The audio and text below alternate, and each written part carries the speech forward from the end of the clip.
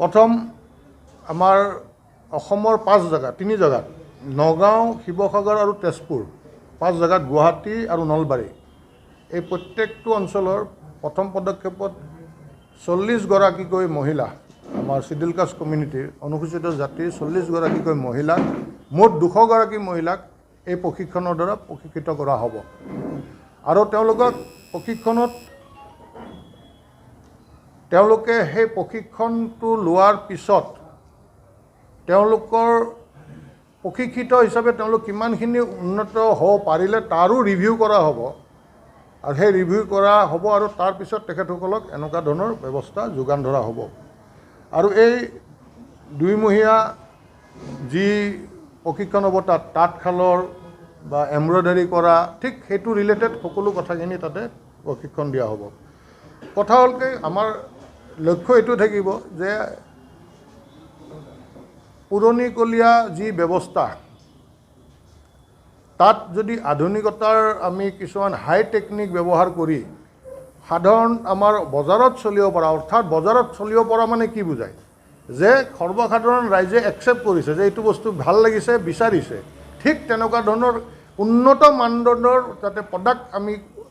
ওলাব পাৰোঁ সেইসকলৰ পৰা তাৰ বাবে কাৰিকৰী প্ৰশিক্ষণ দিয়া হ'ব তেওঁলোকক আৰু এই ব্যৱস্থাটো লাহে লাহে আমি প্ৰত্যেকটো ক্ষেত্ৰত আমি আগুৱাই লৈ যাম। যেনে আমাৰ এটা কমিউনিটি আছে যি কুমাৰ বা হীৰা কমিউনিটি আছে। হীৰা কমিউনিটি হ'ল যে মাটিৰ বাচন বৰ্তন বনায়, চাকি কলহ এইবিলাকতো ক্ষেত্ৰত আমি কেনেকুৱা ধৰণৰ আমি উন্নত মানদণ্ডৰ প্ৰডাকশ্যন আমি ওলাব পাৰোঁ আৰু সেই প্ৰডাকশ্যনটো বজাৰত তাৰমানে সৰ্বসাধাৰণ ৰাইজে যাতে আঁকোৱালি লয় আৰু সেইকাৰণে এনেকুৱা ধৰণৰ ব্যৱস্থা কৰা হৈছে আৰু তাত এই যিটো অহাকালি আমাৰ আৰম্ভ হ'ব ইয়াত সৰ্বমুঠ 100খন ষ্টল হ'ব তাত আৰু ভাৰতবৰ্ষৰ প্ৰত্যেকখন ৰাজ্যৰ পৰা তাৰমানে ইয়াত প্ৰতিনিধি থাকিব আৰু সেই ৰাজ্যৰ তাৰমানে তেওঁলোকৰ হেণ্ডিক্ৰাফ্ট আৰু তেওঁলোকে হস্তনিৰ্মিত যিবিলাক বস্তু ইয়াত প্ৰদৰ্শন হ'ব আৰু বিক্ৰীৰ ব্যৱস্থা থাকিব আৰু তেওঁলোকৰ প্ৰদৰ্শিত বস্তু তেওঁলোকৰ হাতেৰে নিৰ্মিত সেই বস্তুখিনি আমাৰ ইয়াত আমি এখন বজাৰ কৰিব পাৰোঁ নেকি আমাৰ সেই কমিউনিটি মানুহখিনিৰ তেখেতসকলক লগাই তাৰ বাবে সেই ব্যৱস্থা কৰা হৈছে যে আমি মহাৰাষ্ট্ৰৰ ভিতৰৰ গাঁও এখনৰ শিডিউল কাষ্ট কমিউনিটি কি বনায়, মধ্যপ্ৰদেশৰ ভিতৰৰ গাঁও এখনৰ শিডিউল কাষ্ট কমিউনিটিৰ মানুহে কি বনায়, বিহাৰৰ ভিতৰৰ গাঁও এখনৰ শিডিউল কাষ্ট কমিউনিটি কি বনায় বা অসমৰ ভিতৰৰ গাঁও এখনৰ শিডিউল কাষ্ট কমিউনিটি কি বনায় সেই কথাটো ৰাইজে জানিব লাগে। তাৰ ব্যৱস্থা আমাৰ এইবাৰ ভাৰত চৰকাৰৰ মিনিষ্ট্ৰী অফ টেক্সটাইল আৰু আমাৰ সহযোগত আমি একেলগে পদক্ষেপ লৈছোঁ। পদক্ষেপটোৰ জৰিয়তে আমাৰে নিৰ্মিত বস্তু আমাৰে হাতেৰে নিৰ্মিত বস্তু যিখিনি আমাৰ বজাৰত সঁচাকৈ মূল্য আছে কিন্তু আমি কি হৈছে তাক আমি টেকনিকেলি আগুৱাব নোৱাৰাৰ কাৰণে আজি সেইখিনিত য'ত প্ৰডাকশ্যন হৈছে তাত হয় বজাৰ পোৱা নাই, য'ত প্ৰডাকশ্যন হৈছে তেওঁলোকে বজাৰখন নোপোৱাৰ কাৰণে আজি আমি এনেকুৱা এটা ব্যৱস্থা কৰিব ওলাইছোঁ যে কেৱল মাত্ৰ প্ৰশিক্ষণ দিলে নহ'ব, প্ৰশিক্ষণ দিলোঁ প্ৰশিক্ষিত হ'ল ভাল বস্তু নিৰ্মাণ কৰিলে তাৰ পৰা কি হ'ব নিৰ্মাণতে শেষ হৈ থাকিব নালাগিব সেই নিৰ্মাণ কৰা বস্তুটো সামগ্ৰীটো যাতে বজাৰত আহিব পাৰে, বজাৰত বিক্ৰীৰ বাবে ব্যৱস্থা হ'ব পাৰে বা বজাৰত সেই বস্তুটো ৰাইজে আঁকোৱালি লয় আৰু সেইকাৰণে একেবাৰে উৎপাদনৰ পৰা বিক্ৰীলৈ তাৰমানে এই ব্যৱস্থাটো আমাৰ কৰ্পোৰেশ্যনে চোৱা চিতা কৰিব আৰু তাৰ বাবে এই অহাকালিৰ পৰা 10 দিনীয়া সোণাৰাম হাইস্কুল খেলপথাৰত আমাৰ এই ষ্টল হ'ব তাতে আৰু 2:30 ইয়াৰে উদ্বোধন কৰা হ'ব। এতিয়া সাংবাদিক বন্ধুসকল কালিও আপোনালোকক আমি আনুষ্ঠানিকভাৱে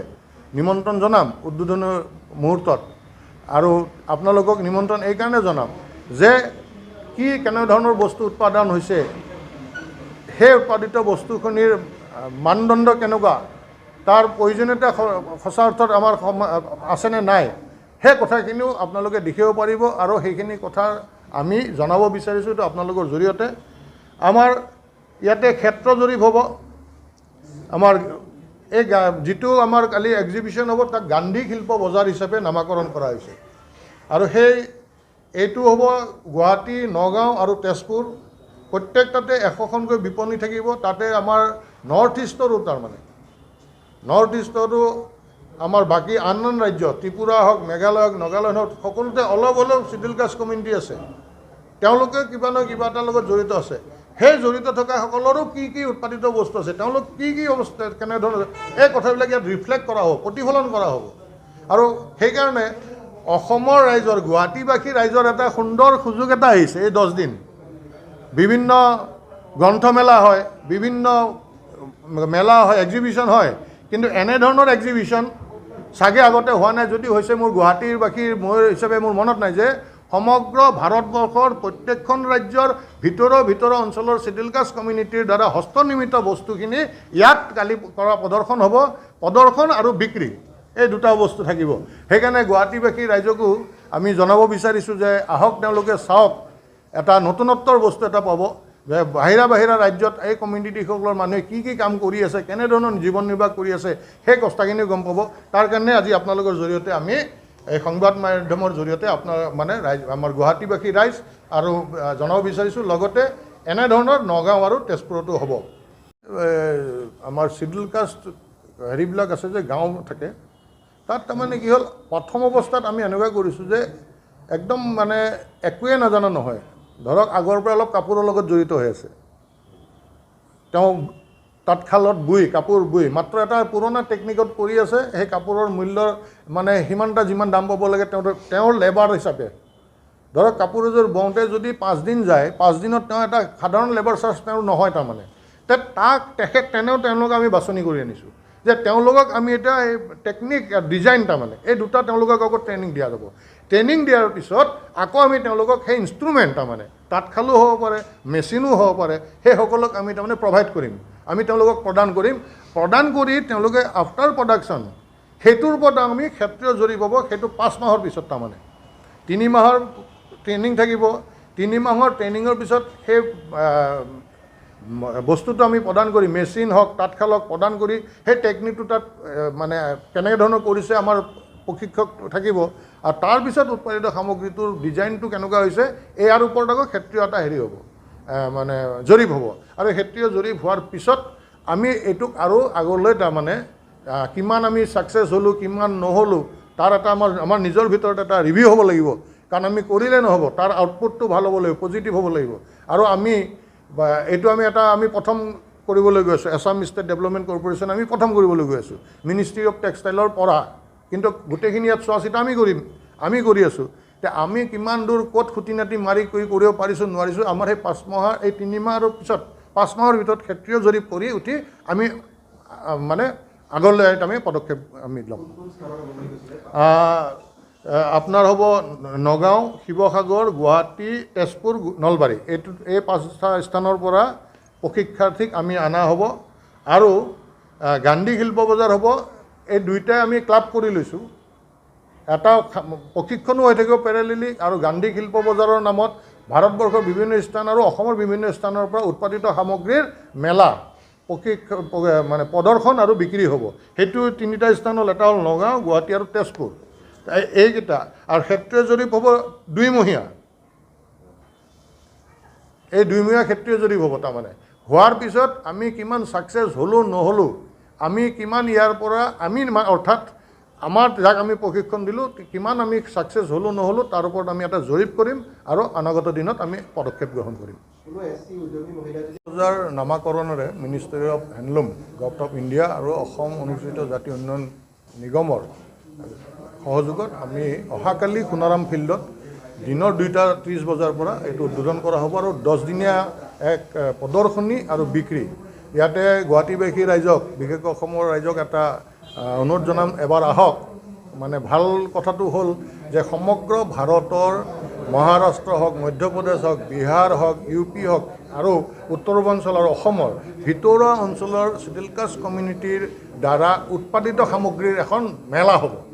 আমি মহাৰাষ্ট্ৰৰ ভিতৰৰ গাঁৱত কি হৈ আছে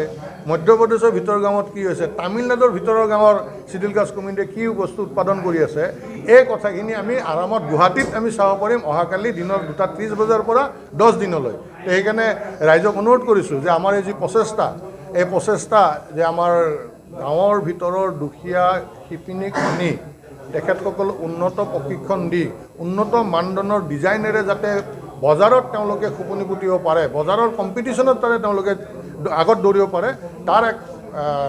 ব্যৱস্থা আমি হাতত লৈছোঁ। আৰু সেই ব্যৱস্থাৰে এটা অংশ হিচাপে অহাকালি 10 দিনীয়া আমাৰ প্ৰদৰ্শন হ'ব আৰু লগতে বিক্ৰী হ'ব। সেইকাৰণে আপোনালোকে যাতে সেই প্ৰদৰ্শন কৰিব অহাসকলক উৎসাহিত কৰে আৰু আপোনালোকেও যাতে আমি নেদেখা বহুত কিবা কিবি তাত দেখা পোৱাৰ যি সুযোগ আছে সেই সুযোগটো যাতে গ্ৰহণ কৰে আৰু আমাকো উৎসাহিত কৰে। আমি এটা পদক্ষেপ লৈছোঁ, তাৰ বাবে সকলোকে আহ্বান জনাইছোঁ। ধন্যবাদ। 100খন বিপণী হ'ব। তাৰে অসমৰ থাকিব অলপমান আৰু উত্তৰ পূৰ্বাঞ্চলৰ থাকিব, বাকী ভাৰতবৰ্ষৰ অন্য ৰাজ্যৰ পৰা আহি আৰু তেখেতসকলে তাত সেই বিপণী অংশগ্ৰহণ কৰিব। যি কাৰিকৰী আৰু উৎপাদিত সামগ্ৰীৰ যিটো ডিজাইন, মই আগতে এবাৰ কৈছোঁ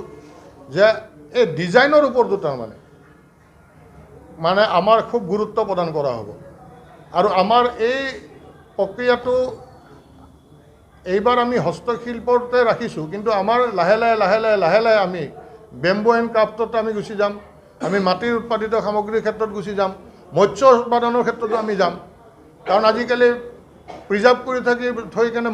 মাছৰ এটা ডাঙৰ ভাল ব্যৱসায় কৰিব পাৰে, যে যিটো মাছৰ ব্যৱসায়টো আমি বহুত দিনৰ প্ৰিজাৰ্ভ কৰি থ'ব পাৰোঁ। আমি খাওঁ, চি ফুড বুলি আমি খাওঁ, কিমান দিন আগতে টেমাত বন্ধ কৰি থোৱা আমি ফটকৈ খাবৰ কাৰণে লৈ সেই টেমা এটা কিনি আমি খাওঁ। কিন্তু সেই বস্তুটোত আমাৰ নৈপৰীয়া যি সভ্যতা, যি আমি সেইখিনি ব্যৱস্থা তেওঁলোকক নিদিয়াৰ কাৰণে তেওঁলোকে তাৰ পোৱা নাই, লাভালাভটো পোৱা নাই। তাৰ কাৰণে আমি এই ব্যৱস্থা কৰিছোঁ আৰু আপোনালোকৰ সহযোগিতা বিচাৰিছোঁ। আমি আনুষ্ঠানিকভাৱে আপোনালোকলৈ পত্ৰ প্ৰেৰণ কৰিম 2:30 বজাত, কালি যাতে আপোনালোকে তাত উপস্থিত থাকে। আৰু এনেধৰণৰ এটা সুন্দৰ পদক্ষেপ যে ভাৰতবৰ্ষৰ বিভিন্ন ৰাজ্যৰ পৰা অহা আৰু অসমৰো বিভিন্ন ভিতৰৰ গাঁৱৰ পৰা অহা এই উৎপাদিত সামগ্ৰী যি প্ৰদৰ্শনী আৰু বিক্ৰী মেলাখন হ'ব, সেই মেলাখনৰ বিষয়ে যাতে আপোনালোকে প্ৰচাৰ কৰে, এইখিনি ক'বৰ কাৰণে আমি আপোনালোকক আজি নিমন্ত্ৰণ কৰিছিলোঁ। আৰু আপোনালোকৰ সহযোগিতা আশা কৰি মই আপোনালোকে যদি কিবা সুধিব বিচাৰে আৰু সেই তাৰ লগতে আমাৰ উপাধ্যক্ষ মহোদয় যদি আপুনি কিবা ক'ব বিচাৰে, তে আপোনালোকে ইয়াত কিবা জানিবৰ কাৰণে সুধিব বিচাৰে নেকি? তেখেতসকলক আমি প্ৰশিক্ষণ দিবই আমি আগবাঢ়ি আছোঁ, অগ্ৰাধিকাৰ দিয়াই হ'ব। এতিয়া চাওক, মই এটা উদাহৰণ মই এটা দিওঁ। সাধাৰণতে ধৰক মাটিৰ বাচন আমাৰ কুমাৰ মানুহখিনিয়ে বনায়। যেতিয়া তেওঁলোকৰ কথা ভাবিম সদায় আমি কুমাৰ মানুহখিনিৰ ওচৰত যাম, মাছমৰীয়াৰ ওচৰত নাযাওঁ। ঠিক তেনেকুৱা শিপিনীৰ ওচৰত গৈছোঁ। এতিয়া এইটো এটা বেলেগ, প্ৰত্যেকটো কমিউনিটিতে নিজা জীৱনশৈলী এটা আছে, তেওঁলোকৰ এটা সেনেকুৱা ধৰণৰ ব্যৱস্থাত থাকে। সেইকাৰণে ইয়াত আপোনালোকৰ জৰিয়তে কৈছোঁ, যদি এনেকুৱা আমাৰ চিডিউল কাষ্ট কমিউনিটিৰ কোনোবা উদ্যমী মহিলা আছে, কিন্তু এটা কথা ঠিক যে আমাৰ এইটো আৰ্থিকভাৱে দুৰ্বলহে হ'ব লাগিব। আৰ্থিক সচ্ছলতা থকা, তেওঁ অলৰেডি ভাল বিজনেছ কৰি আছে, ব্যৱসায় কৰি আছে,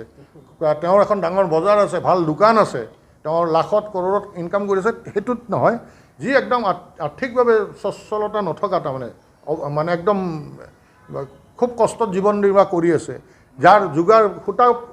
মুঠা কিনিব তেওঁৰ পইচা নাই, বা তাঁতশাল তেওঁৰ নিজৰ নাই, তেওঁ বেলেগৰ পৰা লৈ আনি ভাড়াত বৈ আছে, এনেকুৱা ধৰণৰ আমি অগ্ৰাধিকাৰ দিম।